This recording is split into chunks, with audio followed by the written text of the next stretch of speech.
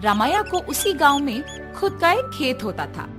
उस खेत में वो फसल उगाता था और उससे आए हुए पैसों से अपना घर चलाता था।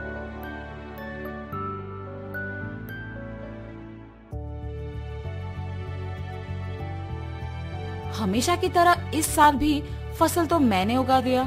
अब गर्मी की मौसम शुरू होने वाली है, जल्द ही तरबूज के बीज डालने पड़ेंगे। ऐसे सोचकर तरबूज के बीज लेके अपने खेत की ओर जाता है। अरे रे, मैं तो भूल ही गया कि इस साल गांव में पानी नहीं है। मुझे अपने खेती के लिए पानी कहीं से भी लाना होगा, वरना इस साल मैं अपना घर नहीं चला पाऊंगा। ऐसे अपने आप में सोचते हुए दुखी होता है। इतने में उसके पड़ोसी खेत का मालिक विश्वनाथ रामैया को देख उसके पास आता है। अरे रामैया, इतना क्या सोच रहे हो कि मेरा आना भी देखा नहीं तुमने? विश्वनाथ, तुम्हें तो पता है कि मैं हर साल चावल की फसल के बाद तरबूज उगाता हूँ, मगर इस साल गांव में पानी ना होने के कारण मैं तरबूज नहीं उगा सकता हूँ। मैं अपना घर कैसे चलाऊंगा? क्या तुम पानी के बारे में इतना सोच रहे हो? उसमें क्या है, इस सारे गांव में सिर्फ मेरे ही खेत में तो मोटर है। मेरे मोटर का उपयोग करके तुम हमेशा की तरह अपने खेत में तरबूज उगाओ। मैं तुम्हारा एहसान कभी नहीं भूल सकता हूँ। ऐसे कहकर उसके खेत में मौजूद मोटर के सहायता से पानी का उपयोग करके तरबूज उगाता है। कुछ ही महीनों में उसके खेत में तरबूज अच्छे उगते देख बहुत खुश होता है।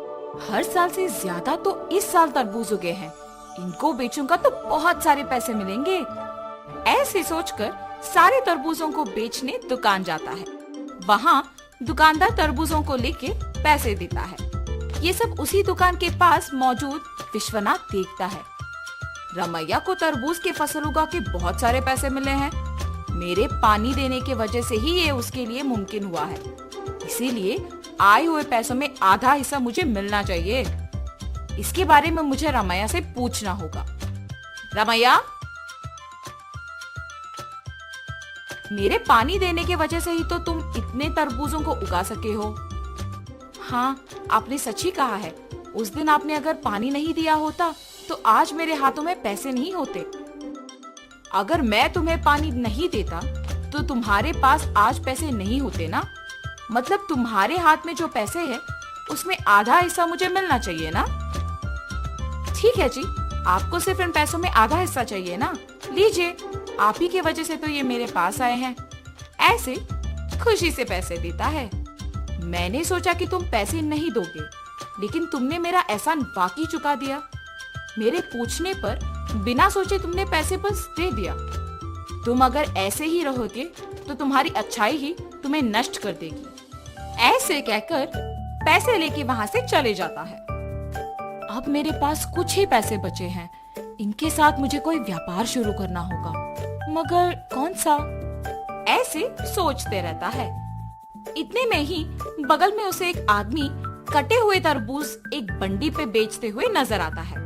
प्यास लग रहा है, एक तरबूज का टुकड़ा खाऊंगा। उस तरबूज वाले के पास जाता है और पूछता है, बाबू, एक तरबूज का टुकड़ा मिलेगा? जी हाँ। एक तरबूज का टुकड़ा कितने का है? सिर्फ 5 रुपए है जी। एक तरबूज का टुकड़ा 5 रुपए का है? एक पूरा तरबूज तो बहुत कम पैसों में मिल जाएगा। मैं मेरे पास के सारे पैसों से तरबूज खरीदूंगा और उन्हें ऐसे टुकड़े बना के बेचूंगा। ऐसे मुझे बहुत पैसे मिलेंगे। तुरंत उसको पैसे देके उसके पास के सारे तरबूज लेके जाता है।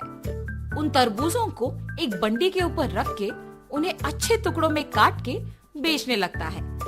ऐसे उसका व्यापार बहुत अच्छा चलता है। हर रोज की तरह एक दिन वो जब तरबूज बेच रहा था, आप सबको पता है कि इस गांव में कुछ दिनों से चोरी हो रही है। जो भी इन चोरों को पकड़ के जमींदार जी के हवाले करेगा, उनको जमींदार जी अभिनंदन करके तोहफा देंगे। उस विज्ञापन को रामैया सुनता है। उस दिन दोपहर को 4 आदमी उसके पास आते हैं। बाबू, हमें 4 तरबूज के टुकड़े दो ना। बाबू, आपको इस गांव में मैं कभी नहीं देखा। गांव में नए आए हो क्या? हाँ जी। किसके घर में रह रहे हो बाबू? पास में जान पहचान के लोग हैं तो उन्हीं के घर में है।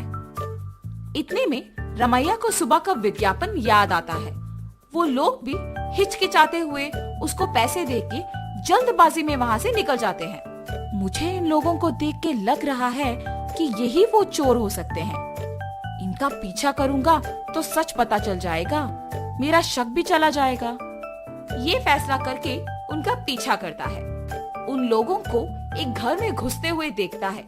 खिड़की में से उन लोगों को देखते रहता है। हम लोगों पे शक आए इससे पहले हमें जमींदार के घर में चोरी करके इस गांव से बाहर निकलना होगा। मेरे सोच के अनुसार ये लोग तो चोर ही निकले हैं। तुरंत मुझे ये जमींदार को बताना होगा, वरना आज जो चोरी होगा उसका कारण तो मैं ही बन जाऊंगा। तुरंत वो वहाँ से जमींदार के पास जाता है। जमींदार साहब, जमींदार साहब। अरे क्या हुआ रामैया, यहाँ आए हो? इस गांव में हो रही चोरियों के पीछे जो लोग हैं वो मुझे पता है, यही बताने आपके पास आया हूँ मैं। इतना ही नहीं, मैं उन्हें ये कहते हुए सुना कि वो आज आपके घर में चोरी करने वाले हैं, इसीलिए तुरंत आपके पास आया हूँ। ऐसे सब कुछ जमींदार को बताता है।